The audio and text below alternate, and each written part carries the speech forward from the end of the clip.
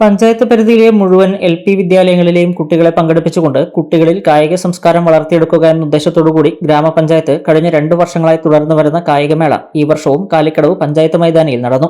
പഞ്ചായത്ത് പരിധിയിലെ LP വിദ്യാലയങ്ങളിൽ നിന്നും 220 കുട്ടികളാണ് മത്സരത്തിൽ പങ്കെടുത്തത്. കുട്ടികളുടെ മാർച്ച് പാസ്റ്റിന് സംസ്ഥാന sports council nominee PP Ashokan, V Pradeepan, Naroth Balakrishnan എന്നിവർ നേതൃത്വം നൽകി. കായികമേളയുടെ ഉദ്ഘാടനം ഗ്രാമപഞ്ചായത്ത് പ്രസിഡന്റ് E കുഞ്ഞിരാമൻ നിർവഹിച്ചു. വിദ്യാഭ്യാസ standing committee chairman N Raveendran അധ്യക്ഷത വഹിച്ചു.